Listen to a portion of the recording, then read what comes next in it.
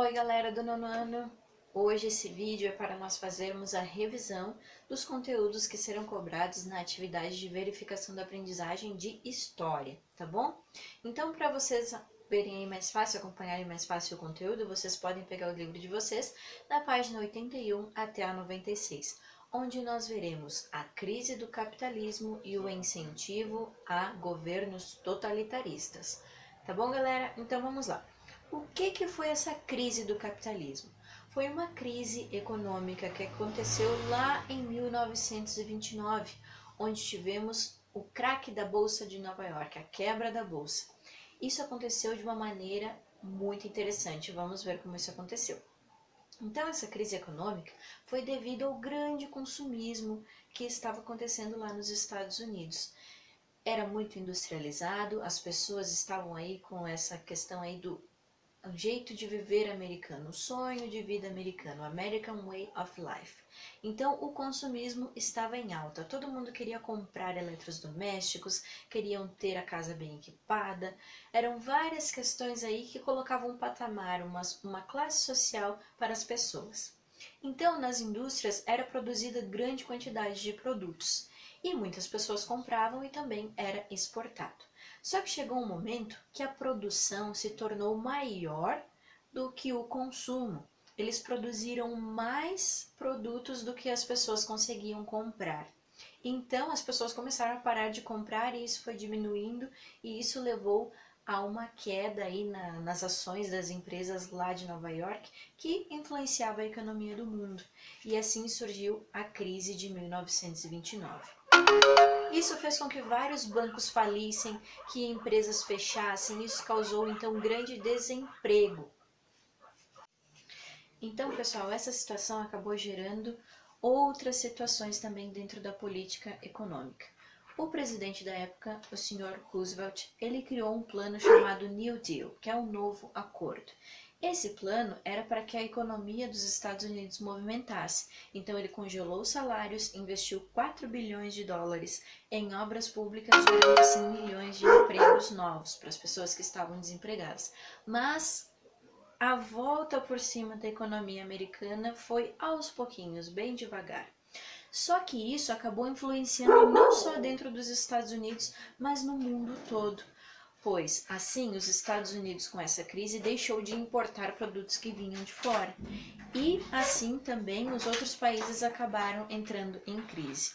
Fora que, nesse período, os Estados Unidos e seus bancos emprestavam dinheiro para outras nações que estavam se recuperando ainda da Primeira Guerra Mundial, como Itália e Alemanha. E isso vai causar, então, o surgimento de alguns tipos de governo. Então, pessoal, a superprodução levou a uma crise econômica nos Estados Unidos e a dependência mundial dos Estados Unidos acabou fazendo com que essa crise afetasse o mundo todo. E as falências e o desemprego acabou sendo pouquinho a pouquinho recuperado graças à intervenção do governo na economia. Certo, galera? Então, essa crise aí, como nós já vimos, ela acabou chegando em outros países também. Lá na Europa, isso influenciou o surgimento de governos totalitários. Mas o que é esses governos totalitários? Nós tivemos esse tipo de governo na Itália, na Alemanha, em Portugal e na Espanha com maior expressão. E como isso aconteceu? Lá na Itália, como eles estavam passando por uma crise que já vinha desde a Primeira Guerra Mundial, quando chegou a crise de 29 foi pior ainda. As pessoas não sabiam o que fazer, era muito desemprego, várias pessoas passando fome, e então começaram a surgir algumas ideias espalhadas por uma pessoa chamada Mussolini. Mussolini, então, ele começa a fundar o Partido Fascista Italiano.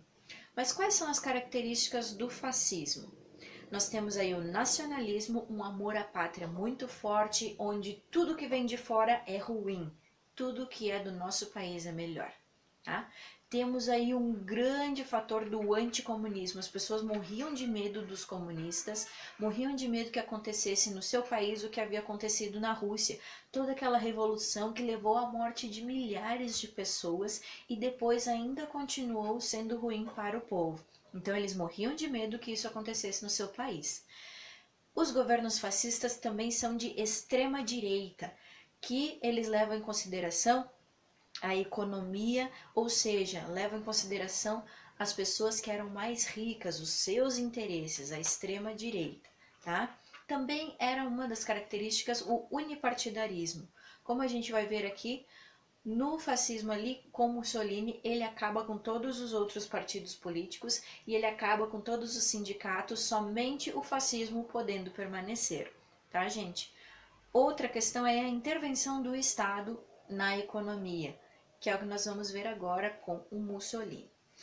Mussolini, para conseguir chegar ao poder, ele primeiro, com o fascismo, eles faziam várias revoluções, várias revoltas dentro da Itália, e era um grupo chamado os Camisas Negras. Só que era uma coisa assim que as pessoas não estavam entendendo muito bem o que estava acontecendo, não levavam tanto ele a sério, então ele resolveu mudar e fazer uma coisa certa para que as pessoas prestassem atenção nas suas revoltas. Então eles fizeram uma marcha, a Marcha sobre Roma, onde todas essas pessoas do seu partido, usando blusas pretas, falavam ali nessa marcha sobre os seus ideais do seu partido fascista. E isso se tornou com grande popularidade para o povo, por quê?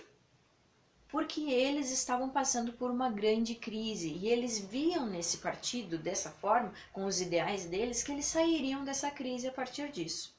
Então, Mussolini, ele é declarado primeiro-ministro após essa marcha sobre Roma e ele ganha o título de Duce, que era o condutor da Itália. A Itália, no momento, era governada por um rei, mas o primeiro-ministro era quem mandava na política e esse foi o cargo que Mussolini ele ganhou. Com tudo isso, Mussolini também fez um acordo que é muito importante que a gente saiba, que é o Tratado de Latrão. O que foi o Tratado de Latrão? Esse tratado foi entre o governo italiano e a Igreja Católica. Ele cedeu o território do Vaticano, do menor país do mundo, que é um país que fica dentro de Roma, que é um território que pertence hoje à Igreja Católica graças a esse acordo. Assim, Igreja e Estado se unem. É um acordo entre eles. A Igreja então passa a apoiar aquilo que Mussolini está fazendo na Itália, graças a ter ganhado aí o território do Vaticano. Então, pessoal, Mussolini ele passa a fazer várias políticas para que a economia italiana possa se reerguer. E as pessoas acreditam muito nele a partir disso, porque começa a dar certo os seus planos, ele começa a conseguir fazer aí a economia se reerguer. Ele com o governo, o Estado fazendo intervenção na economia, consegue fazer a Itália se reerguer economicamente. Além disso, eles começam a se preparar também militarmente para algo que logo viria a acontecer um pouquinho mais para frente. Vamos agora para o totalitarismo na Alemanha, onde nós tivemos aí o partido nazista. Podemos dizer que o nazismo é um tipo de fascismo, ele tem todas aquelas características anteriores, porém a diferença é que além de tudo isso, ainda temos mais o antissemitismo e o racismo dentro do nazismo, tá, pessoal? Então, o nacionalismo, o anticomunismo, extrema-direita, unipartidário, intervenção do Estado na economia, tudo isso acontece também no nazismo na Alemanha. E o seu líder, então, é Adolf Hitler. Ele era um soldado que havia sido preso por tentar dar um golpe de Estado e quando ele ficou preso, ele escreveu o seu livro, Minha Luta. Nesse livro ele falava de várias de suas ideias. E quando a crise de 29 chegou também na Alemanha, que dependia do capital dos Estados Unidos, as ideias dele começaram a surgir muito maiores, pois tinha a ver aí com a crise e como ele poderia dar a volta por cima na crise. A intervenção dele na economia aconteceu quando ele se tornou o primeiro-ministro. Só que depois de um tempo, depois que ele se tornou primeiro-ministro, o presidente acabou morrendo e ele então assume como Führer, como o líder máximo. Hitler, quando está ali no poder, como o líder máximo, a Assembleia Nacional ela acaba pegando fogo. E ele coloca a culpa desse fogo nos comunistas. E assim ele acaba com todos os outros partidos políticos, acaba com todos os sindicatos, fazendo com que só o nazismo seja permitido. E ele começa então a partir desse momento fazer intervenções do Estado na economia, investir dinheiro do Estado para a economia se reerguer. Além disso, pessoal, ele começa a fazer as leis contra os judeus, as leis de Nuremberg. O que são essas leis de Nuremberg? Os judeus então passam a ser proibidos de se casarem com pessoas não judias. Outra coisa que acontece nas leis de Nuremberg é que todos os judeus que tivessem cargos públicos foram demitidos. Mais uma das leis de Nuremberg dizia que todos os judeus, eles poderiam ser presos, ser judeu passa a ser um crime, tá, galera? Então, antissemitismo total aí no nazismo. O racismo também acontecia, porque não era só contra os judeus que Hitler tinha aí as suas políticas, mas também contra negros. Tanto que na Olimpíada que aconteceu na Alemanha nesse período, Hitler queria que os atletas alemães fossem os que ganhassem todas as provas. Claro que isso não aconteceu, por mais que eles tenham ganhado várias.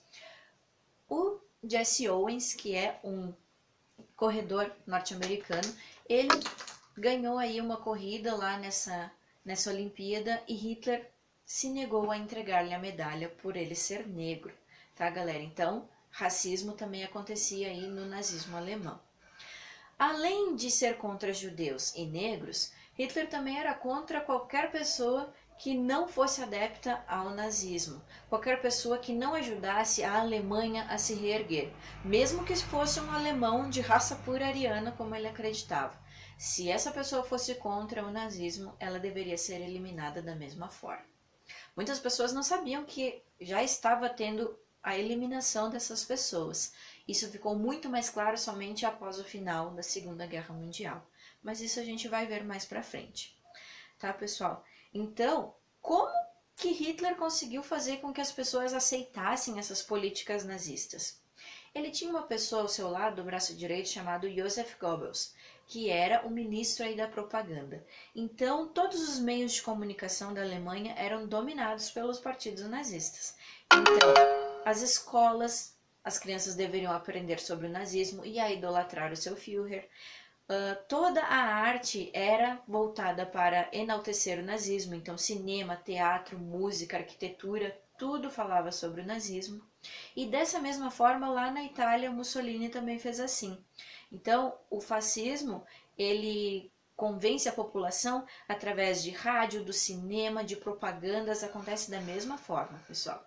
Então, as pessoas passaram como se fosse por uma lavagem cerebral. Tudo o que acontecia no seu país era enaltecer o líder fascista ou nazista e enaltecer o nacionalismo. Tudo que é da minha terra é bom, o que é de fora é ruim. Mas por que será que Hitler odiava tantos judeus? Qual que era essa busca por eliminar judeus? Hitler, ele falava que os judeus eram muito gananciosos, que eles só pensavam em dinheiro. Então eles faziam várias caricaturas falando sobre os judeus como se fossem pessoas ruins.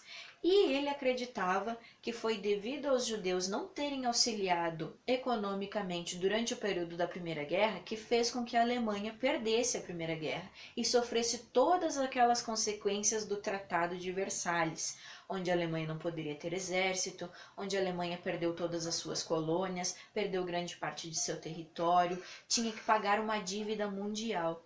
E quando ele está ali no governo, uma das coisas que ele para de fazer é de pagar essa dívida mundial. Por isso que ele consegue então ter dinheiro aí para reerguer a Alemanha. E ele consegue. Economicamente, nesse período, a Alemanha cresceu muito. Muito mesmo. Então, por isso as pessoas acreditavam mais ainda que ele poderia fazer algo bom e poderia fazer aquilo que ele prometia, porque funcionou na questão econômica. Então, pessoal, a crise de 1929, que afetou diversos países, foi uma crise mundial, acabou influenciando para que os tipos de governos totalitários ganhassem mais poder na Europa. Além de Itália e Alemanha, nós temos aí também Portugal e Espanha. Lá em Portugal, em 1932, assume o governo Salazar e ele instaura aí uma ditadura militar no país de Portugal, tá, pessoal? Então, o nacionalismo tudo aquilo que tinha no nazismo e no fascismo italiano acaba se repetindo ali em Portugal também. E isso só vai terminar em 1974, com a Revolução dos Cravos. Na Espanha, nós temos Francisco Franco, que ele assume o governo em 1936 e toda essa ditadura dele só termina em 1975. Mas como é que acontece a chegada dele no poder ali na Espanha? Estava tendo uma guerra civil dentro da Espanha. As pessoas estavam lutando entre si e eles aproveitaram isso para dar então esse golpe e chegar ao poder. E com todas aquelas características, ele repete, só que com algumas coisas mais extremas. Por exemplo, não podia beijar na rua, o comprimento da saia das mulheres era medido. Tinham várias situações aí mais malucas, vamos dizer assim, do que já existia lá no fascismo e no nazismo alemão. Tá bom, pessoal?